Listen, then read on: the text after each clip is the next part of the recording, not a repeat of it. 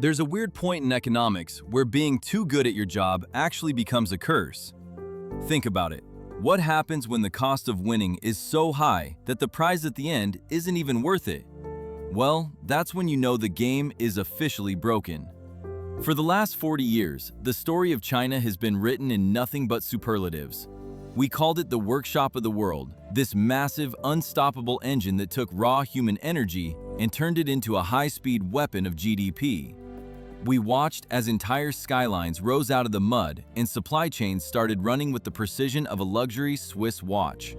Prices dropped so fast and so consistently that, honestly, the West just stopped asking questions. We just kept clicking buy. It looked like a total triumph of sheer willpower over market chaos.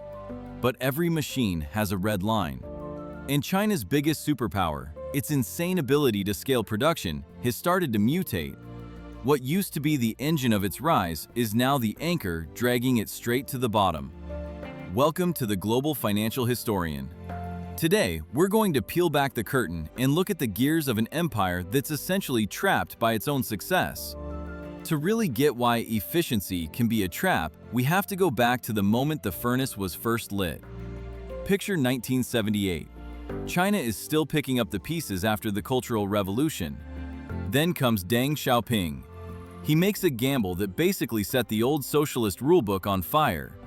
He looked at the country and said, "Look, being poor isn't a badge of honor. Getting rich? Now that is glorious." With his open-door policy, he didn't just nudge the economy, he unleashed a primal force. Collective farms were scrapped, replaced by a very human hunger for profit. Now the strategy here was smart.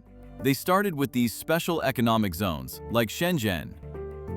Back then, Shenzhen was just a sleepy, marshy fishing village next to Hong Kong. Today, it's a hardware mecca that makes Silicon Valley look a bit slow. This was the lab. The formula was dead simple. Cut the red tape, bring in the foreign cash, and just let the market go wild. It worked so well, it became the blueprint for the whole country. Every provincial governor looked at Shenzhen and saw their own golden ticket to the top. They borrowed billions to pour concrete, building massive industrial parks in places that didn't even have paved roads to get to them yet. Fast forward to 2001. China joins the WTO, and the engine starts running at redline. The country became this massive gravitational black hole for raw materials. It was sucking in iron ore from Australia and oil from the Middle East like there was no tomorrow. The mandate for local officials was singular: growth, period. To get it, they started what I call a tournament system. Cities weren't just competing, they were trying to kill each other. They'd offer land for free, waive taxes, and look the other way on labor standards just to lure in Western factories. It was a race to the bottom that was dressed up to look like a race to the stars. And let's be honest, Western companies couldn't resist.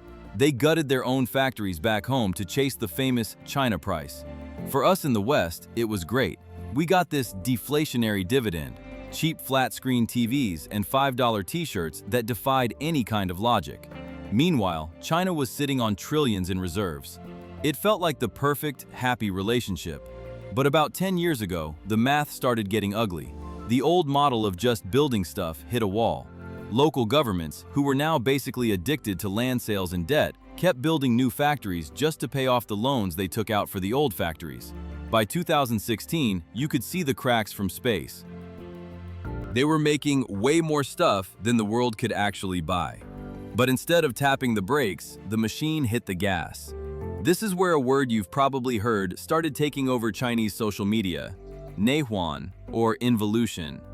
Now, involution is a bit of a fancy term, but think of it like a hamster wheel. It's the feeling of running until your heart explodes just to stay in the exact same spot. In the industrial world, it's turned into a brutal zero-sum war. It's not about making a better product anymore. It's about making it so cheap that your competitor goes bankrupt before you do. Look at the new three industries: solar panels, lithium batteries, and electric vehicles. These are supposed to be the crown jewels of China's new economy. Instead, the domestic market is a literal bloodbath. State-backed giants and small provincial players are flooding the market with inventory, driving prices into the dirt. The result? A world where revenue goes up, but profit just evaporates. In the solar sector, module prices crashed by nearly 50% in just 1 year.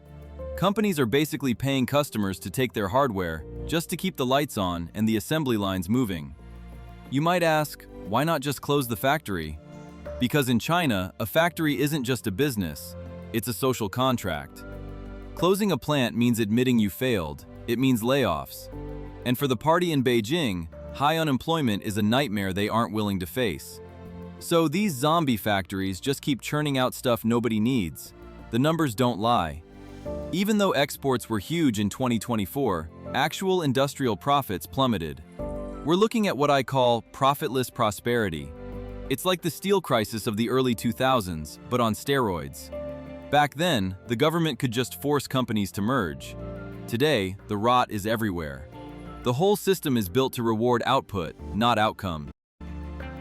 To stop the machine now would be to admit the dream is over. But wait, don't think this is all just one big accident. There's a method to the madness.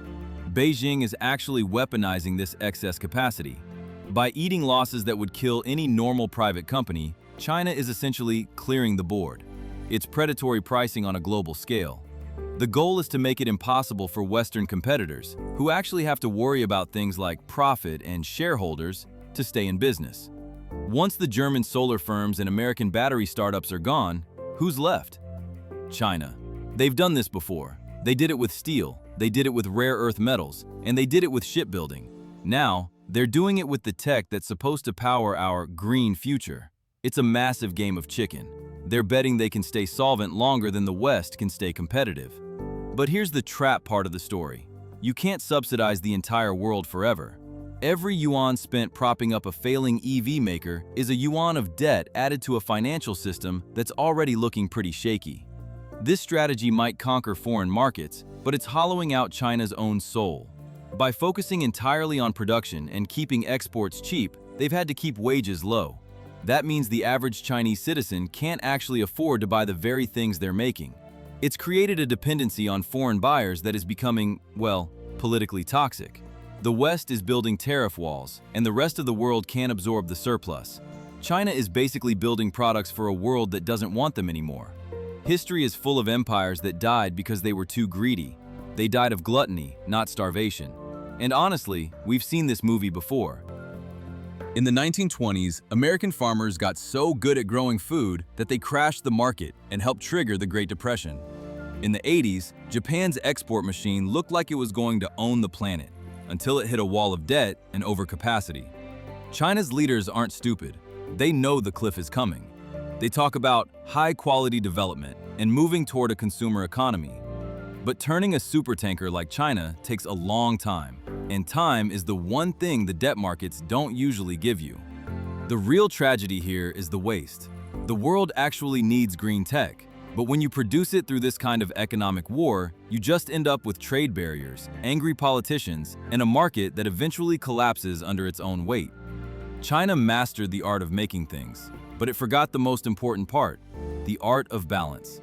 In a world where we're all connected, if you try to win by making everyone else lose, eventually the system just resets itself. And trust me, history shows those resets are rarely quiet. If this gave you a new perspective on the headlines you're seeing, do me a favor, hit subscribe. History usually has the answers to our current mess. We just have to know where to look. Let's keep tracing the patterns together.